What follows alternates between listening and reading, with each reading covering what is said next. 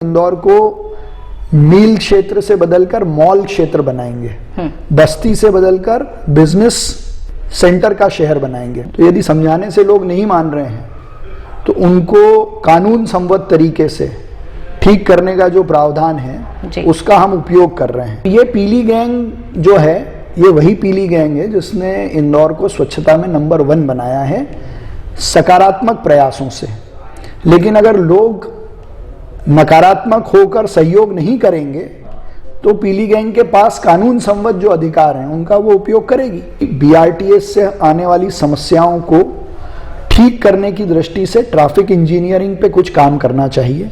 इंदौर की पहचान है नेहरू स्टेडियम, जी हाँ, और वो बहुत पुराना हो गया है, इंटरनेशनल मैचेस भी वहाँ बंद हो गए हैं। उसके रिवाइवल का प्लान तैयार हो गया, पानी का प्रॉपर सप्लाई, ये इतने बड़े शहर में एक चुनौती है। देश ने प्रतिकूल परिस्थितियों में धर्म की स्थापना का काम प्रधानमंत्री नरेंद्र मोदी जी के नेतृत्व में किया। अब राम जी के संदेश को पूरी दुनिया को देने के लिए देश का पहला आयरन स्क्रैप से बना हुआ 21 टन आयरन स्क्रैप से बना हुआ राम मंदिर का मॉडल विश्राम बाग में बनकर तैयार है, जो अपने आप में एक अलग संदेश दुनिया को दे रहा है। किसी के भी जीवन में जो उसकी धर्मपत्नी होती है, उसकी अर्धांगिनी होती है, उसका सबसे ज्यादा महत्व होता है। बिल्कुल। और मेरे जीवन में तो शादी होने के बाद कई सारी चीजें परिवर्तित हुई।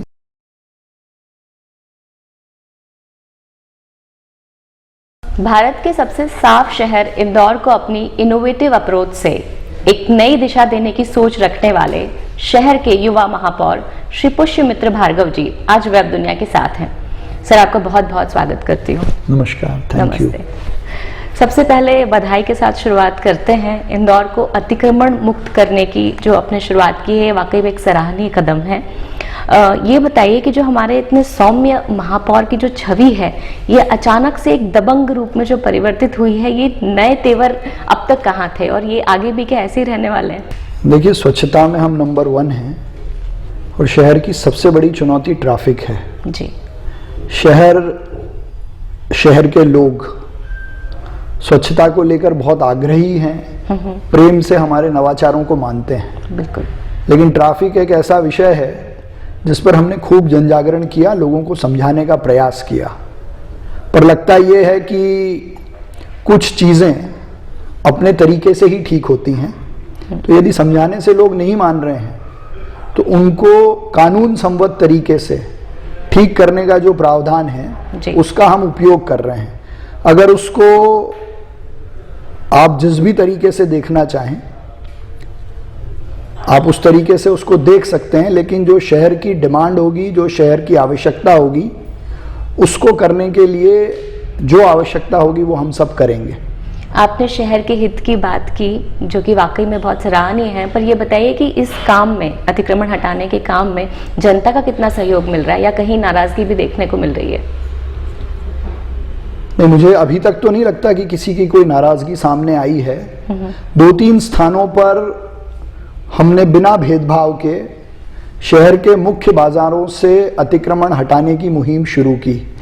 3 दिन तक लोगों से आग्रह किया और फिर वो नहीं माने तो नियम अनुसार पूरे अमले के साथ लोगों के अतिक्रमण को हटाने का काम किया, और ऐसे समय और ऐसे स्थान से भी हटाया जहां पिछले 30-31 सालों से अतिक्रमण था जी।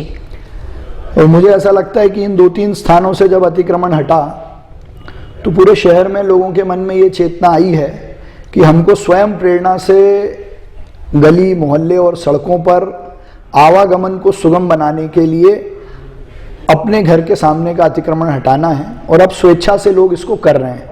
परसों चंदन नगर के मैंने कुछ वीडियो देखे, कालानी नगर के कुछ वीडियो देखे जहां लोग अपनी प्रेरणा से उनको हटा रहे हैं।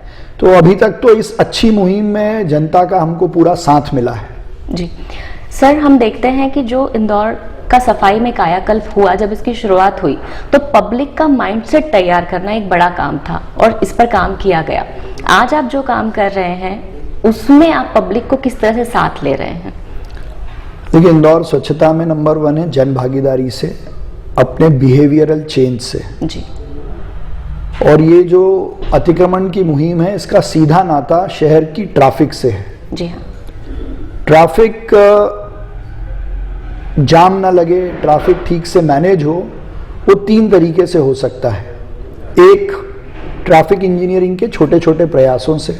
जी हाँ। 2, ट्रैफिक रूल्स को लेकर अवेयरनेस से। तीसरा, इंफ्रास्ट्रक्चर से। बिल्कुल।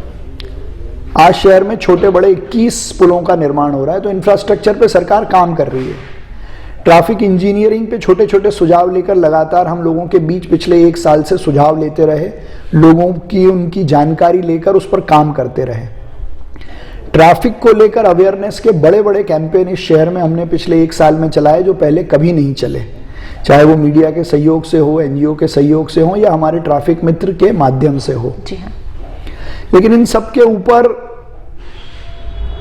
ये जो अवेयरनेस के बाद जिन लोगों ने उसको नहीं माना, उनको संदेश देने की ये मुहिम है। जी।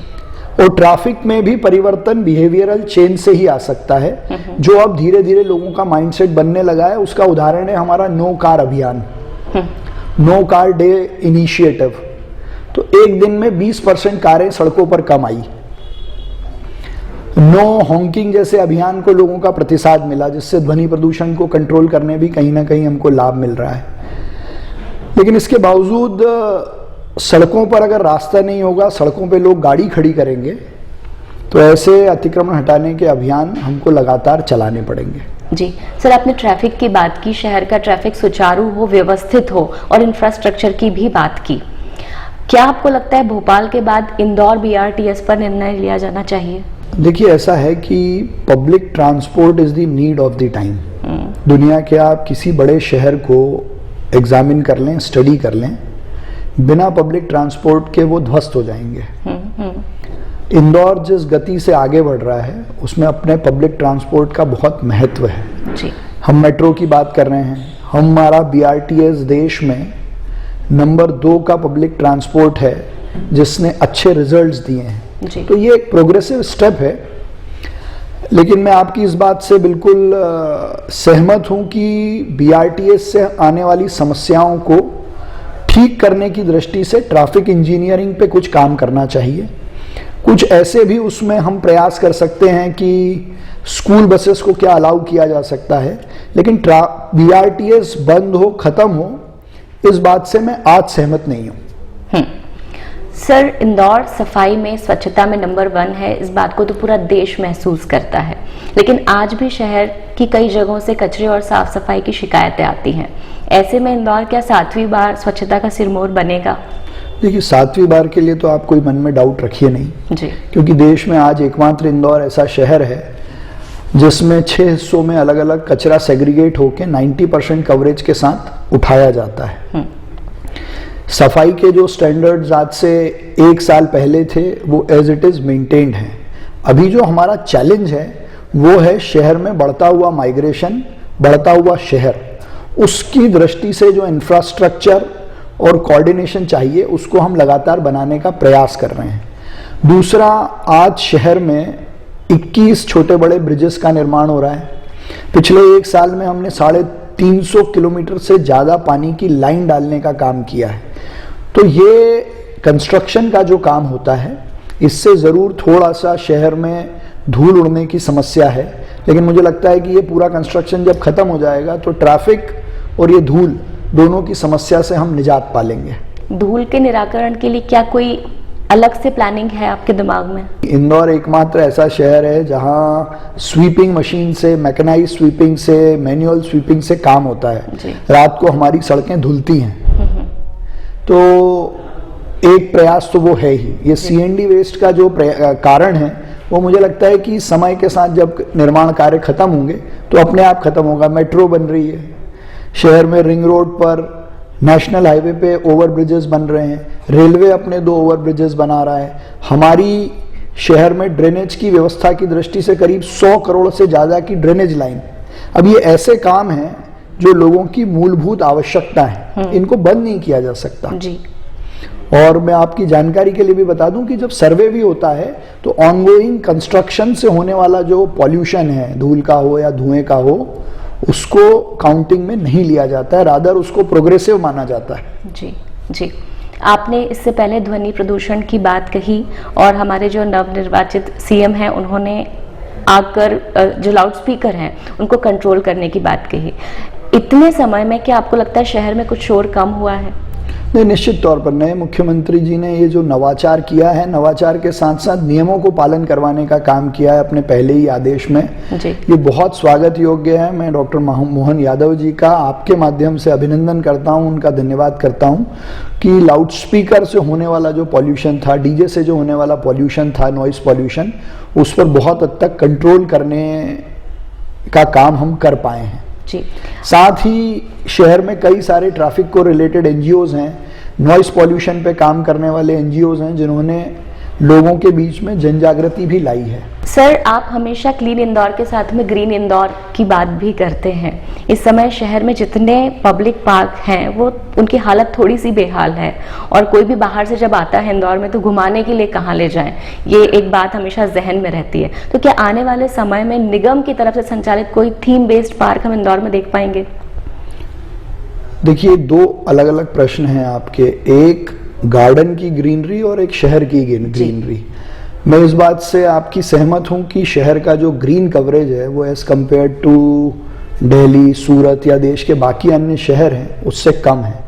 उस ग्रीन कवरेज को बढ़ाने के लिए हम लगातार पौधारोपण का संकल्प लेकर काम कर रहे हैं। इंदौर ने मध्य प्रदेश में इतिहास रचा था।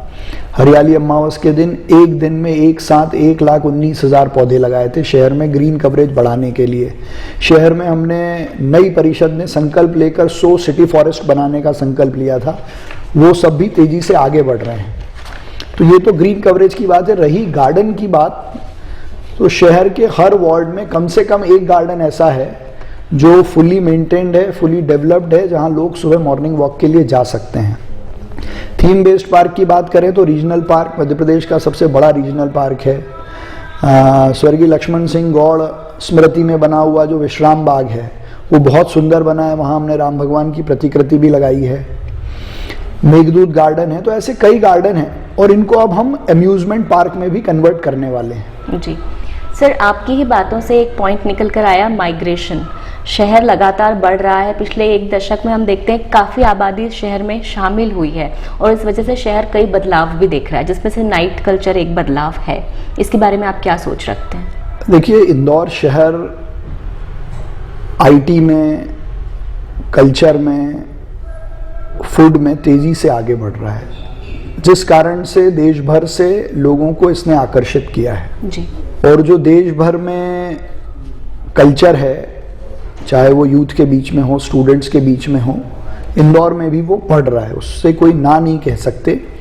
लेकिन नाइट कल्चर शब्द जो है वो देश को इंदौर ने दिया है। हमारा जो सराफा है वो रात भर खुला रहता था, लोग आते थे, खाना पीना करते थे, तो नाइट कल्चर तो अच्छा है जी। लेकिन इसमें जो नशे का कल्चर ऐड हुआ है, जी हाँ, पब्स में जो नियम के विरुद्ध दारू परोसी जा रही है या और भी नशे का जो व्यापार इंदौर में बढ़ रहा है, इसको कंट्रोल करने की जरूरत है। जी हाँ। इस पर वार करने की जरूरत है और इंदौर ने इसको अभियान के रूप में अब लिया भी है।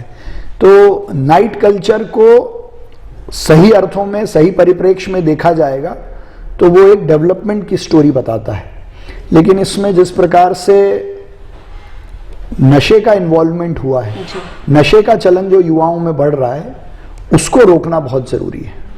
जब आप महापौर पद पर चुने गए थे तब आपकी ब्लूप्रिंट में ये बात थी कि इंदौर जो है भारत में रोजगार पैदा करने के लिए जाना जाए, देश का जो ब्रांड सिटी है वो इंदौर बने। इस दिशा में अब तक आपने क्या प्रयास किए?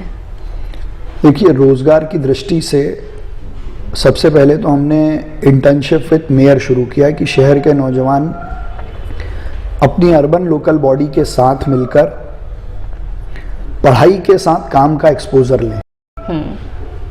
दूसरा, इस शहर में आईटी को ग्रोथ मिले, इसलिए हुकुमचंद मील का मुद्दा जो सॉल्व हुआ है वो केवल मजदूरों के हितों को हल करने के साथ साथ शहर को एक नया बिजनेस पार्क भी देगा। साथ ही इंदौर मेडिकल टूरिज्म के लिए बहुत अच्छा स्थान है, उसको हमने प्रमोट करने का काम किया। टूरिज्म की दृष्टि से यहाँ रोजगार हो, इसको प्रमोट करने का हमने काम किया। कुछ नए फार्मा के, नमकीन के क्लस्टर आए, उसकी शुरुआत पिछले 1 साल में हुई है। पहले के लोगों ने भी इस पे बहुत काम किया है, पहले भी ये सब हुआ है, लेकिन ये वो चीजें हैं जो हमको रोजगार देंगी। सर, आपने शहर में जल आपूर्ति की बात कही। हम देखते हैं हर साल गर्मियों में पानी की किल्लत शहर में होती है और हो सकता है आने वाले समय में ये बड़ी चुनौती हो। हम देखते हैं अभी भी शहर में कई हिस्सों में नल तो लग गए पर जल नहीं पहुंचा है। इस बारे में आप क्या कहना चाहते हैं? नहीं, देखिए, पानी हमको जितनी आवश्यकता है उतना आ रहा है। हमारी चैलेंज, हमारी चुनौती है, ये मैंने चुनाव के पहले भी कहा था, वाटर डिस्ट्रीब्यूशन की, पानी का प्रॉपर सप्लाई। ये इतने बड़े शहर में एक चुनौती है। 2014 में जब 29 गांव हमारे शहर में जुड़े, तो एक तो वहाँ पानी का नेटवर्क पहुँचाना और पुराने शहर के नेटवर्क को मेंटेन रखना, इसको लेकर कई सारी चुनौतियाँ हैं, जिस पर हमने AI बेस्ड सॉल्यूशंस निकालने का अब काम शुरू किया है।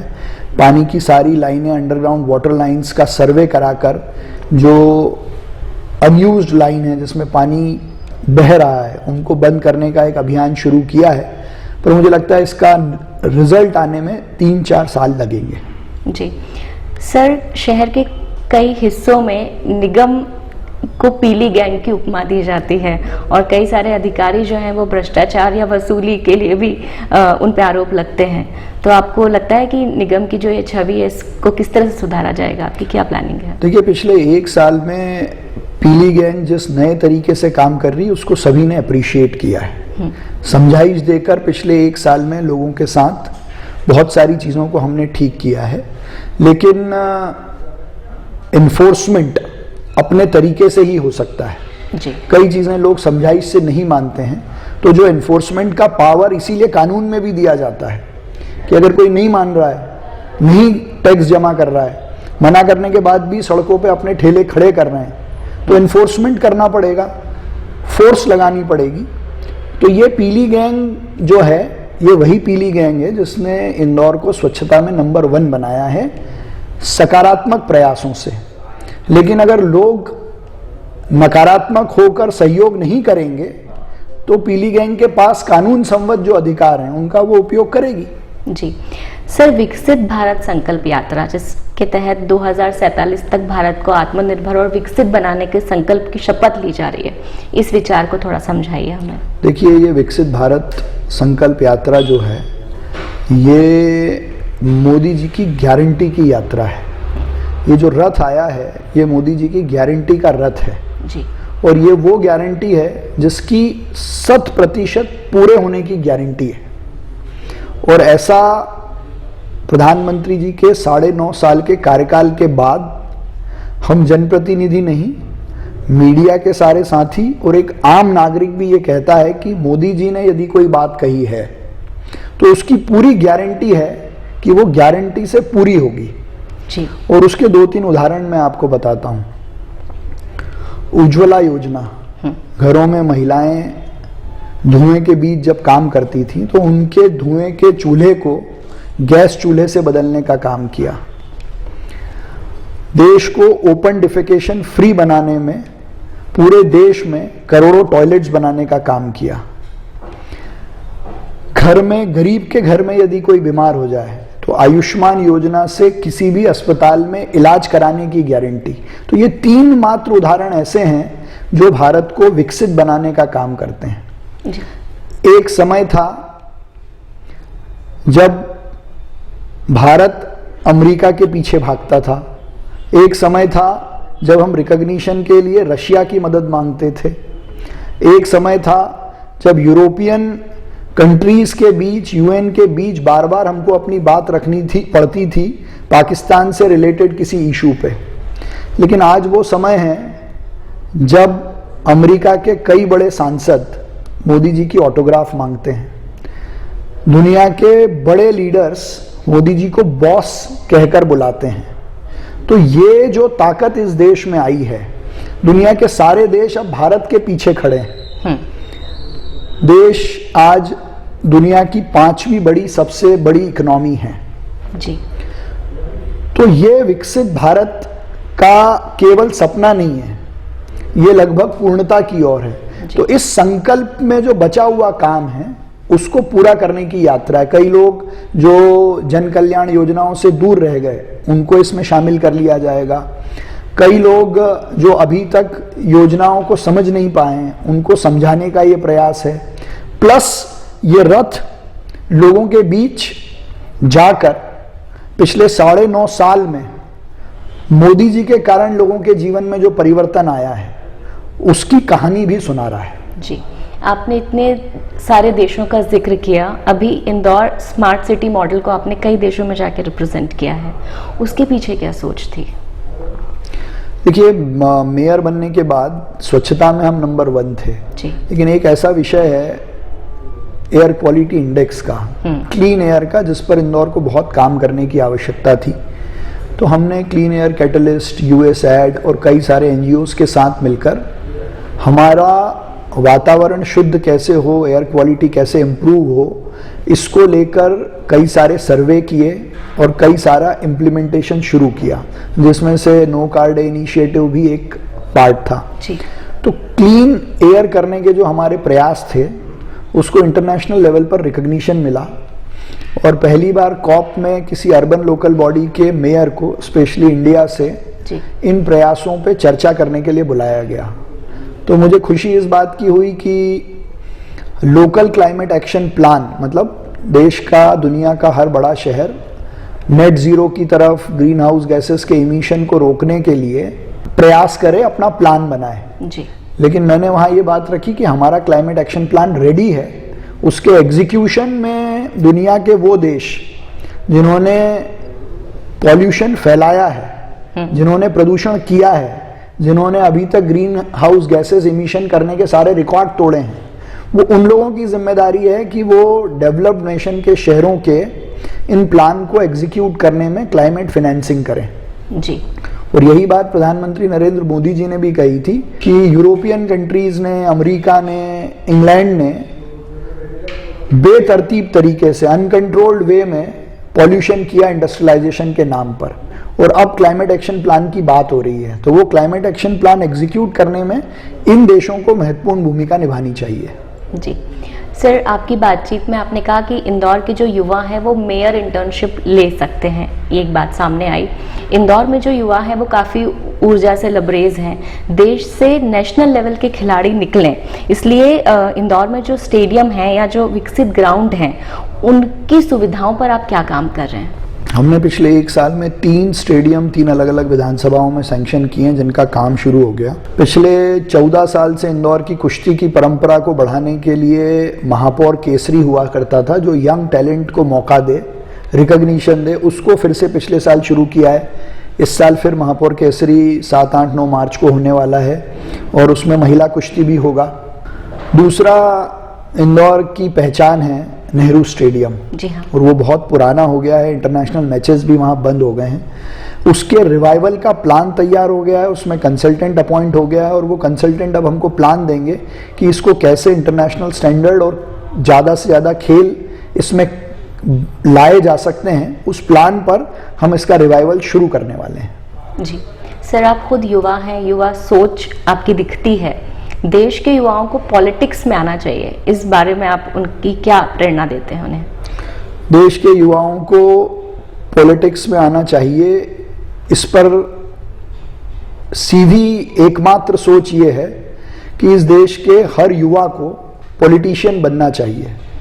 पॉलिटिशियन बनने का तात्पर्य है कि देश की जो नीति निर्धारण हो रहा है उसमें उसकी भूमिका हो, उसका थॉट सोशल मीडिया से, जिस एसोसिएशन, ऑर्गेनाइजेशन, फर्म में वो काम करता है, वहाँ से देश के विकास में उसकी क्या भूमिका है उसको तय करना चाहिए।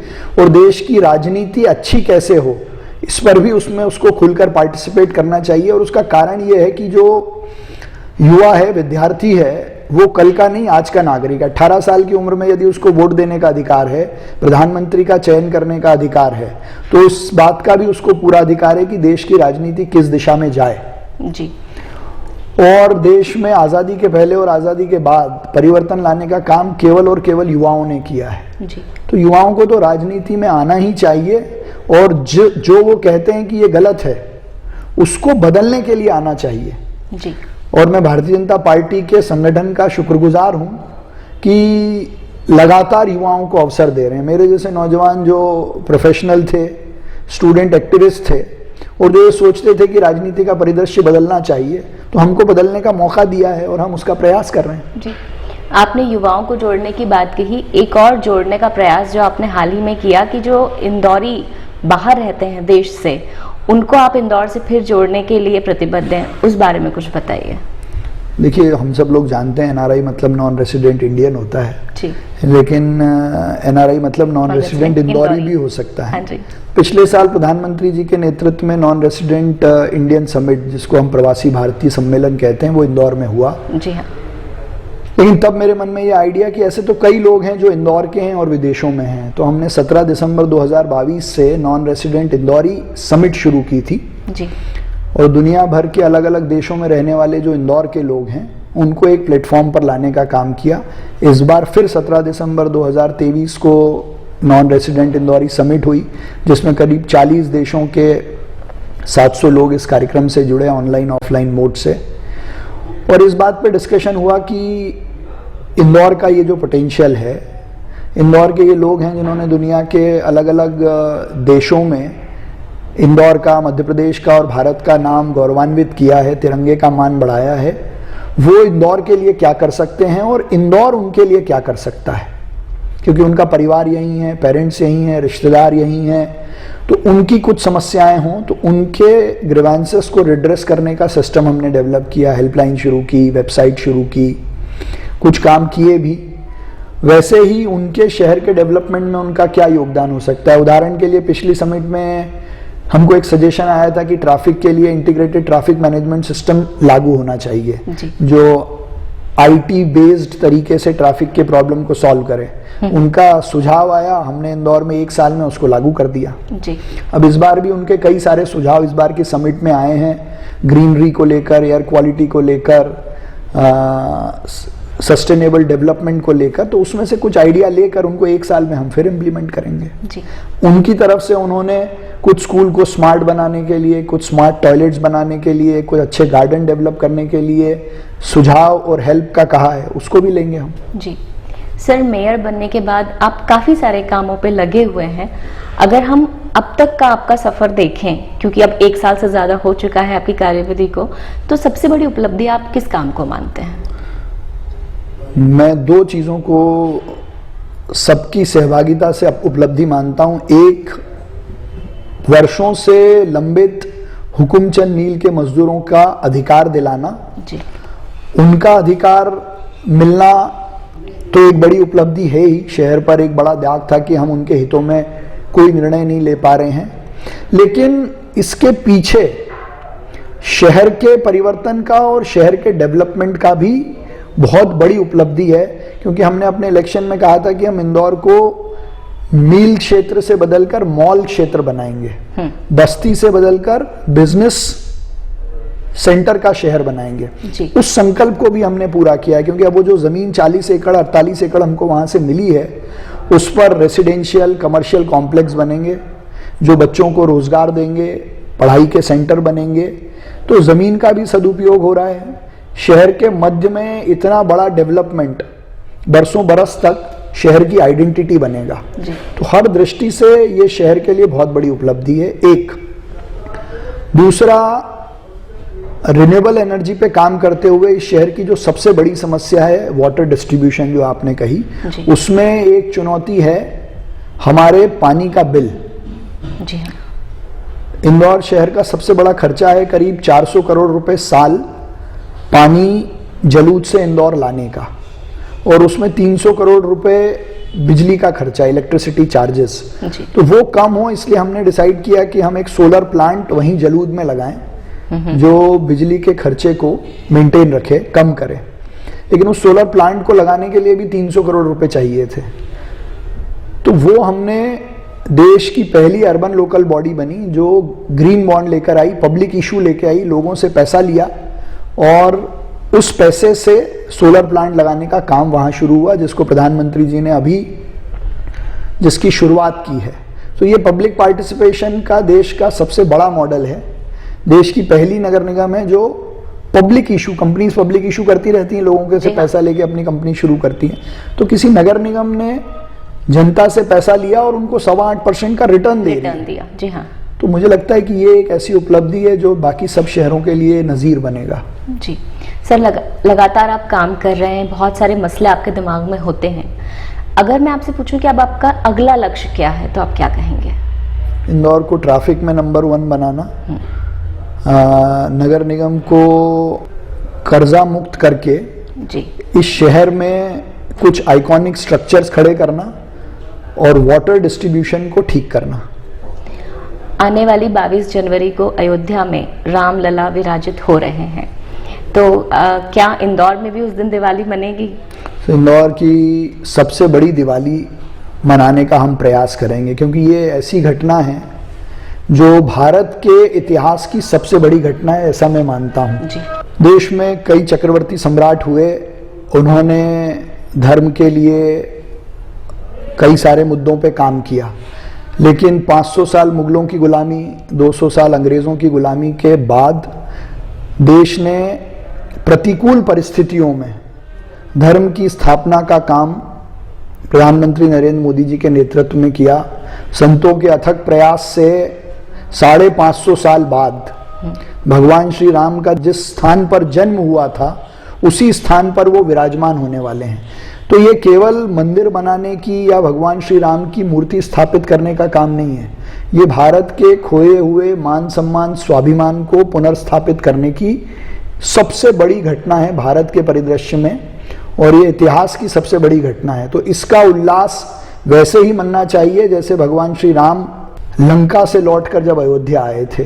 जी। तो हमने भी उसकी तैयारी शुरू की है, और 15 जनवरी से 22 जनवरी तक शहर के सारे होटल्स, मॉल, स्कूल, हॉस्पिटल, प्रतिष्ठान, व्यापारिक एसोसिएशन से आग्रह किया है कि इसको उल्लास के साथ, हर्ष के साथ, दीपदान, रोशनी कर और अपने अपने कैंपस में राम मंदिर की प्रतिकृति और भगवान श्री राम की पोर्ट्रेट लगाकर इसको मनाया जाए। जी। क्योंकि जैसे 25 दिसंबर को हर मॉल में क्रिसमस ट्री और सेंटा क्लॉज लगाए जाते हैं, तो ये भगवान श्री राम का संदेश देने का काम भी इन 7 दिनों में हो, और पूरा शहर इसको हर्षोल्लास से मनाएगा।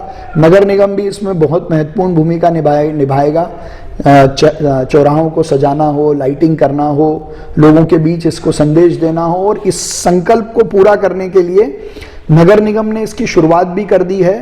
इंदौर के waste to art, waste to wealth के संदेश के साथ राम जी के संदेश को पूरी दुनिया को देने के लिए देश का पहला आयरन स्क्रैप से बना हुआ 21 टन आयरन स्क्रैप से बना हुआ राम मंदिर का मॉडल विश्राम बाग में बनकर तैयार है, जो अपने आप में एक अलग संदेश दुनिया को दे रहा है।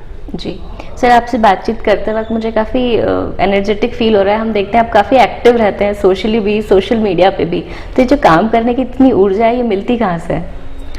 देखिए, काम की ऊर्जा का सीधा संबंध है आनंद से। यदि आपको किसी काम को करने में आनंद आ रहा है, मज़ा आ रहा है, तो आपकी एनर्जी बनी रहेगी। और आपको जहाँ ये लगा कि इसमें मज़ा नहीं आ रहा, इसमें आनंद नहीं है, तो फिर आपकी एनर्जी खत्म हो जाएगी। पर कभी थकान महसूस होती है? कभी कभी तो होती है जी। कभी कभी जब मन का काम नहीं होता है तो थोड़ी थकान महसूस होती है।